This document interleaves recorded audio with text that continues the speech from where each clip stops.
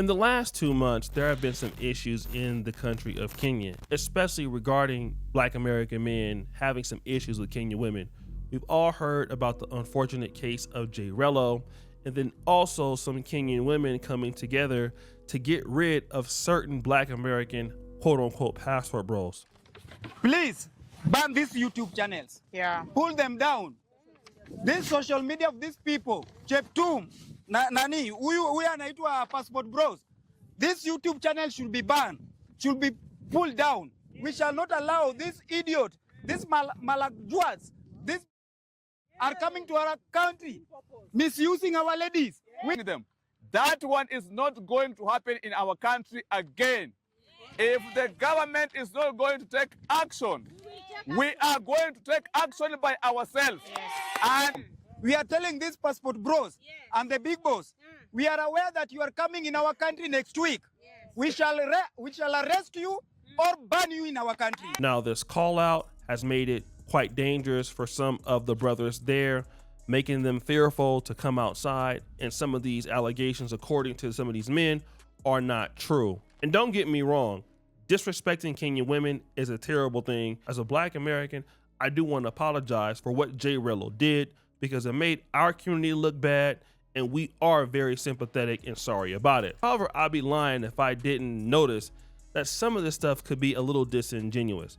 And I'll tell you why. Rewind! In 2012, there was a young lady by the name of Agnes Wanjiru. She lived in a town called Nanyuki. And in Nanyuki, the British have their military base there. And this lady was a single mom, from what I understand, and she also worked as a prostitute. And of course, this is where the case gets interesting. Allegedly, she meets this guy, Robert James Perkins, who was in the military. And well, this happened. Kenya, a Nairobi court has issued an arrest warrant for a British national in connection with the death of Agnes Wanjiru, a young mother whose body was discovered in a septic tank more than a decade ago. Wanjiru was killed in 2012 after she was last seen with a British soldier at a hotel in Nanyuki, where the UK maintains the headquarters for its British Army training unit in Kenya. The Office of the Director of Public Prosecution said evidence links the suspect, a UK citizen, to her murder. High Court Judge Alexander Muteti ruled there was probable cause for the arrest and ordered the suspect to surrender and face trial in Kenya. The prosecutor's office has since announced it will begin extradition proceedings in order for the suspect to be tried in Kenya. A British government spokesperson acknowledged the decision, saying the prosecutor's office had determined that a British national should face trial over Wanjiru's death.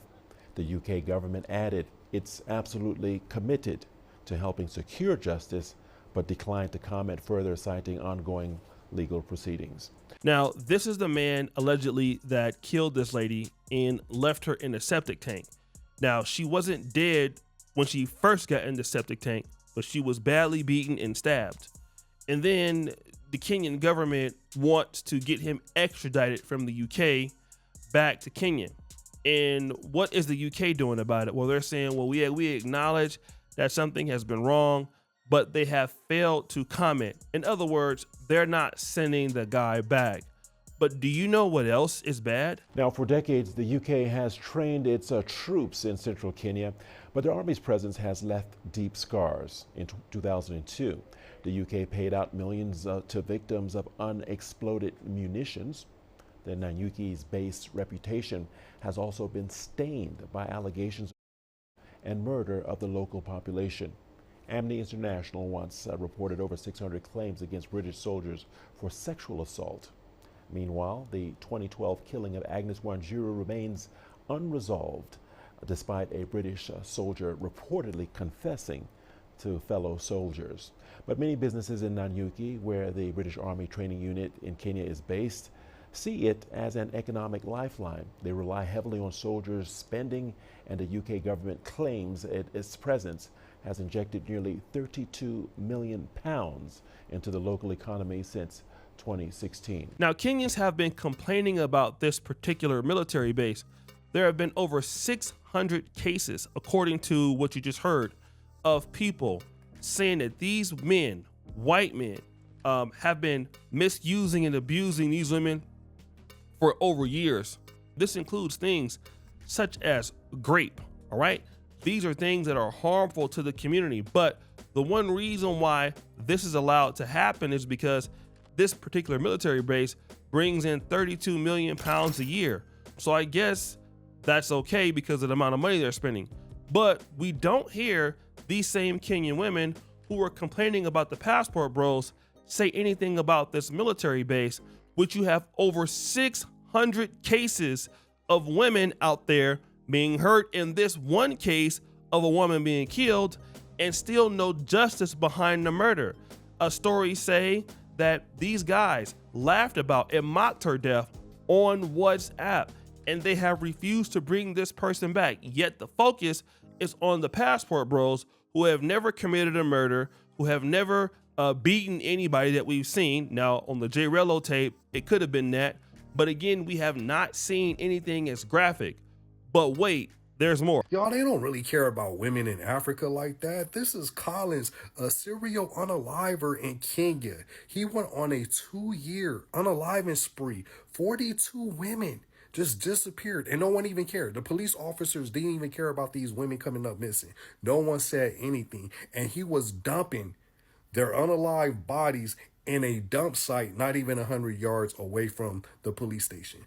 All the bodies were like mutilated. They call him the vampire. That was his nickname, the vampire. So they end up catching him back in July 2024. And he escaped a month later, August 24. And he's been gone ever since.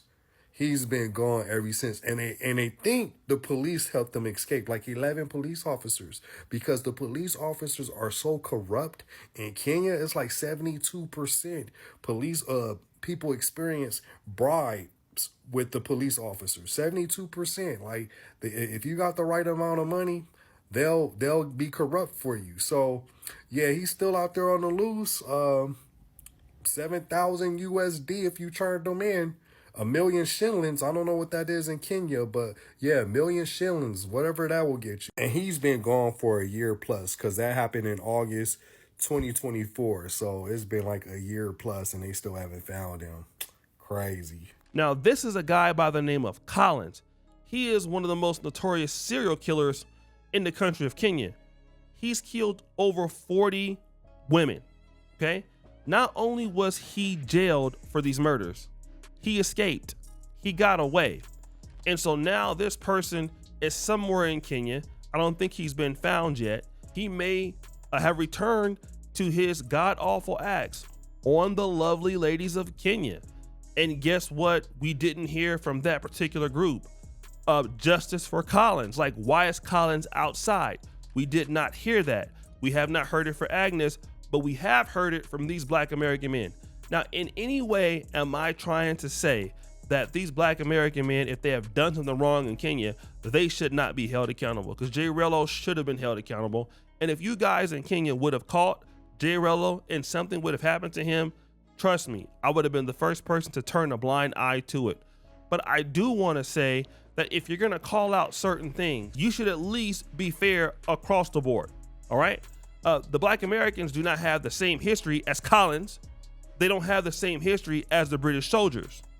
They just don't. All right. And so if we're going to call it out, and if you really care about women, then in my honest opinion, these situations should have been called out. Now, here's what Black Americans have to look at on the flip side. You're not going to get the same opportunity as the British. The British are spending 32 million pounds a year in Nayuki. It is Britain. It is the former colonial master. So what is this to say? You cannot expect the same level of parity. You, me, everybody else must understand, because we are Black in a foreign land, yes, we do have some benefits there, but we got less error to make mistakes, all right? And that's not always bad, because it should keep you on your toes. We're not going to be able to use the arguments in which I just used to try to prove a point, because yes, it may have all the logic and make sense, but it doesn't have to make sense to Kenyans. They can do whatever they feel like doing. If they choose to ignore what I'm talking about, they have every right to ignore that and put the pressure on you. It's the same thing here in Uganda. If something happens with me in Uganda with somebody else, they are going to take action because they feel more comfortable, because I look like them. How do I stop that? Never put myself in those situations, all right? Because you don't get to choose how somebody can give you a pass or not. This is something we all know. But what I will say is this: if you're really concerned about women and who is being hurt by women, then every incident should be as passionate as what we saw about the passport rules. It shows me that you really do care about women's rights. But if I don't see that you do that, then I don't feel that you really care about women's rights. I feel that you have a vendetta against a certain group of people because you just do, for whatever reason. And that's fine. I have vendettas against certain people sometimes. It's just life, right? We all can be biased, but at least try to be down the middle. So guys, what do you think? It's your boy Oshay Duke Jackson back at it again with another episode here on Kongando. I'm out.